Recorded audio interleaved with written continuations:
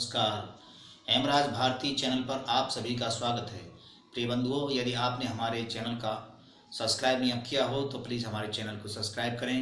Bell icon यानी घंटी, 3 घंटी में से सबसे पहले आल वाली घंटी को अवश्य दबाएं, जिससे कि वीडियोस की नोटिफिकेशन आपको सबसे पहले मिलती रहे। और यदि कोई सुझाव हो तो हमें कमेंट में अवश्य दें। यदि कोई वीडियो पसंद आए तो लाइक अवश्य करें। धन्यवाद। अग्निर देवो दुयाति नाम मुनि नाम हृदय देवतम प्रतिमा अल्प बुद्धि नाम सर्वत्र समदर्शितः। महर्षि चाणक्य कहते हैं कि भाई जो द्विज हैं, जो द्विज संज्ञा में आते हैं, ब्राह्मण क्षत्रिय वैश्य, उनको ये अग्निहोत्र अर्थात ये देव पूजा करनी चाहिए। मुनि नाम हृदय देवतम, और जो मुनिवर हैं वानप्रस्थी, उन्हें उस परमात्मा को, अपने देवता को अपने हृदय में खोजना चाहिए।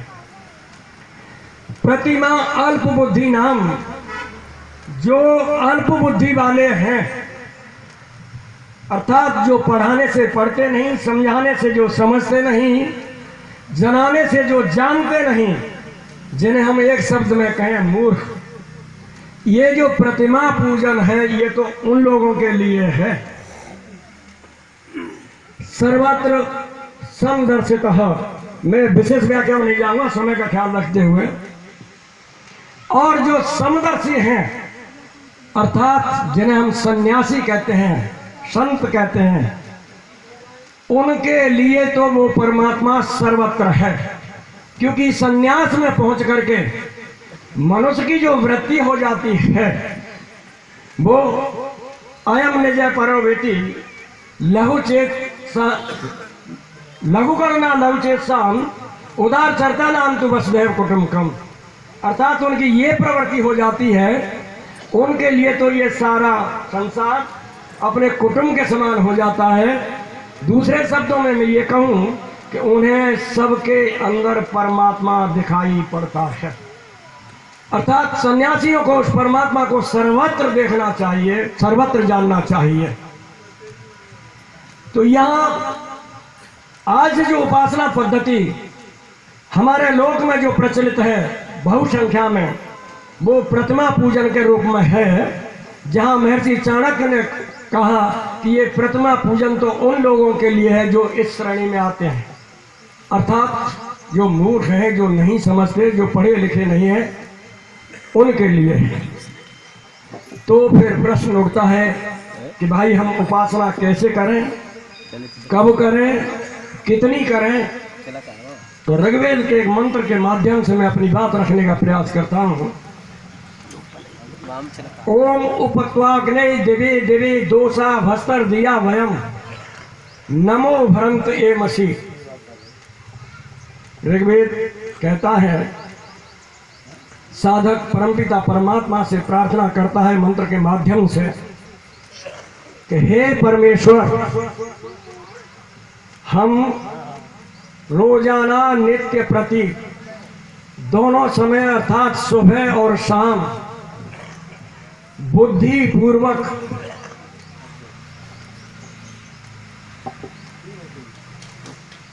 निरंकारी भाव से अर्थात विनम्रता पूर्वक तेरे समीप आ रहे हैं।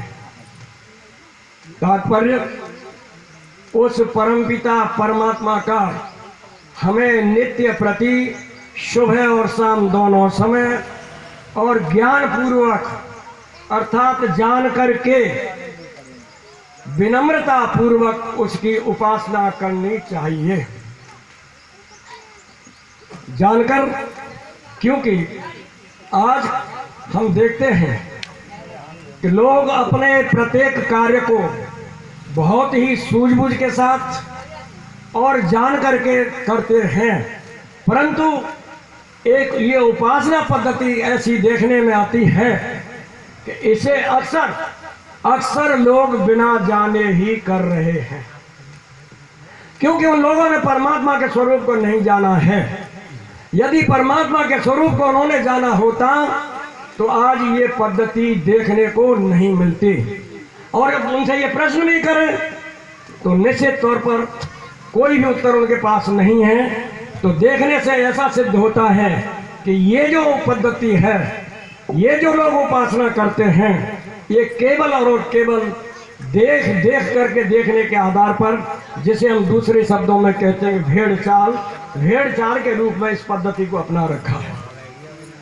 सज्जनों और मेरी माताओं, ध्यान से सुनना, उपासना तो सब करते हैं, उपासना सब करते हैं, चाहे कोई हिंदू है, चाहे कोई सिख है, ईसाई है, मुस्लिम है, जैन है, बौद्ध है, कोई भी है, सभी उपासना करते हैं। उपासना के बगैर कोई नहीं रह सकता।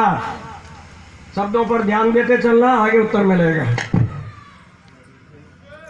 ऐसे दोनों ही लोगों का मिलना बहुत दुर्लभ होता है, ये सौभाग्य की बात है।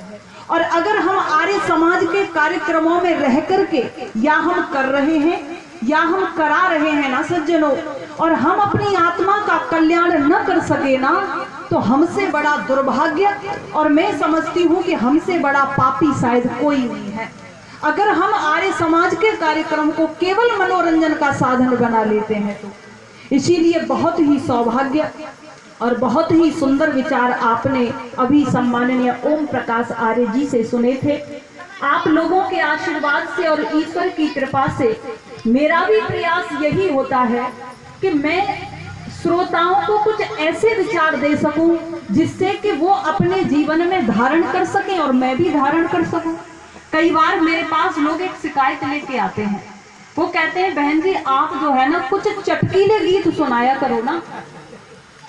मैं उनसे साफ कह देती हूँ, अगर सुनना है तो जो मैं सुनाऊंगी वो सुनो, नहीं मैं अपने घर चली जाऊंगी। मुझे कार्यक्रम देने का कोई शौक नहीं है, ईश्वर ने बहुत कुछ दे रखा है। अगर मेरा कोई शौक है ना तो वो आर्य समाज मेरा शौक है, ऋषि दयानंद मेरा शौक है। और ये मैं अहम की बात नहीं कह रही, ये सब आप लोगों के आशीर्वाद से ही मुझे सद्बुद्धि प्राप्त हुई है, क्योंकि मेरा ऐसा मानना है कि सत्पुरुषों के आशीर्वाद में बहुत ताकत होती है। अगर आपका आशीर्वाद न होता ना तो मेरे पास ऐसी बुद्धि नहीं होती। तो ये सब आपका आशीर्वाद है। तो आइए आप भी मेरे साथ मिलकर के गुनगुना सकते हैं बहुत सुंदर प्यारा भजन।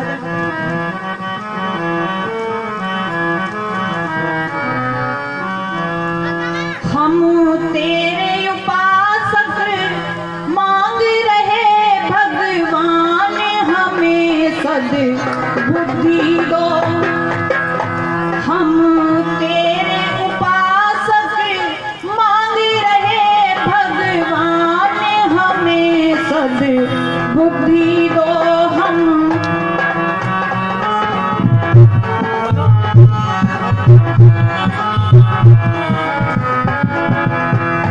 हे सविता मेधा प्रज्ञा दो भगवान, हमें सद्बुद्धि दो।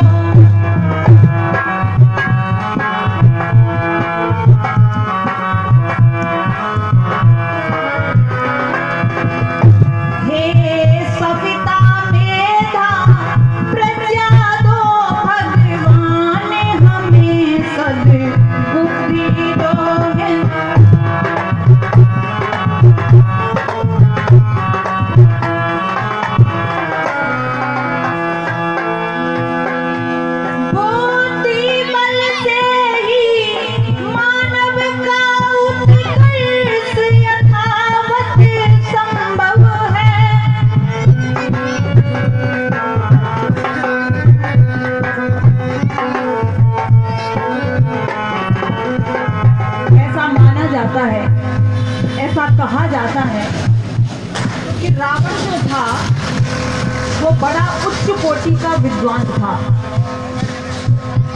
योगी राज श्री कृष्ण दुर्योधन से एक बात कहते हैं, दुर्योधन तूने भी गुरुकुल में अध्ययन किया है, तूने भी वेद पढ़े हैं और धर्म को तो तू भी जानता है। तो दुर्योधन कहते हैं कि मैं जानता हूं धर्म को, लेकिन मैं क्या करूं, धर्म में मेरी रुचि नहीं है और अधर्म से मेरी निवृत्ति नहीं है, मैं अधर्म को छोड़ नहीं पा रहा हूं। यानी बुद्धि का बहुत ज्यादा होना, बुद्धि का तेज होना अलग बात होती है सज्जनों, और बुद्धि का पवित्र होना एक अलग बात होती है। बुद्धि बहुत ज्यादा रावण के पास भी थी, लेकिन बुद्धि पवित्र नहीं थी, और पवित्र बुद्धि यदि किसी के पास थी तो मर्यादा पुरुषोत्तम राम के पास थी। तो कहा, हे ईश्वर आप हमें बुद्धि देना, लेकिन मर्यादा पुरुषोत्तम राम के जैसी देना। बुद्धि बल से ही मानव का उत्कर्ष यथावत संभव है। गायत्री मंत्र में मांगा है भगवान हमें सद बुद्धि दो, हम तेरे उपासक मांग रहे भगवान हमें सद बुद्धि दो। है सविता मेधा प्रज्ञा दो, भगवान हमें सद बुद्धि दो।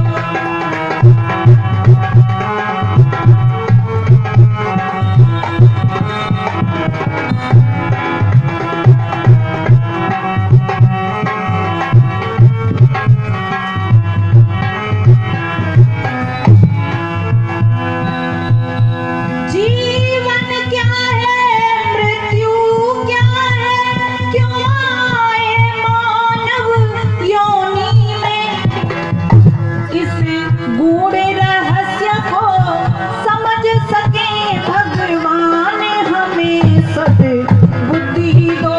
इस गूढ़ रहस्य को समझ सके भगवान हमें सद बुद्धि दो।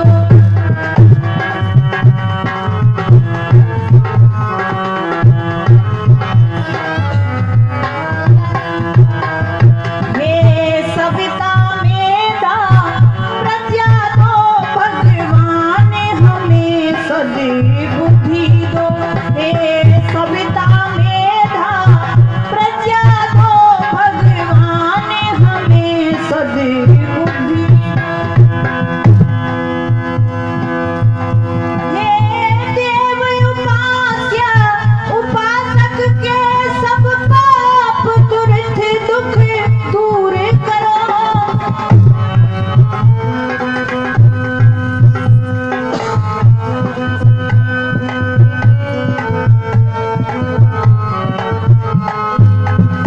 हे देव उपास्य उपासक के सब पाप दुर्थ दुख दूर करो। हम भद्र कहें और भद्र सुने, भगवान हमें सद बुद्धि दो। हम तेरे उपासक मांग रहे भगवान हमें सद बुद्धि दो। है सविता मेधा प्रज्ञा दो, भगवान हमें सद बुद्धि दो। हम तेरे उपासक मांग रहे भगवान हमें सद बुद्धि दो। है सविता मेधा प्रज्ञा दो, भगवान हमें सद।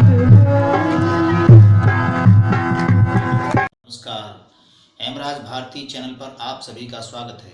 प्रिय बंधुओं, यदि आपने हमारे चैनल का सब्सक्राइब नहीं किया हो तो प्लीज़ हमारे चैनल को सब्सक्राइब करें। बेल आइकन यानी घंटी, 3 घंटी में से सबसे पहले आल वाली घंटी को अवश्य दबाएं, जिससे कि वीडियोस की नोटिफिकेशन आपको सबसे पहले मिलती रहे। और यदि कोई सुझाव हो तो हमें कमेंट में अवश्य दें। यदि कोई वीडियो पसंद आए तो लाइक अवश्य करें। धन्यवाद।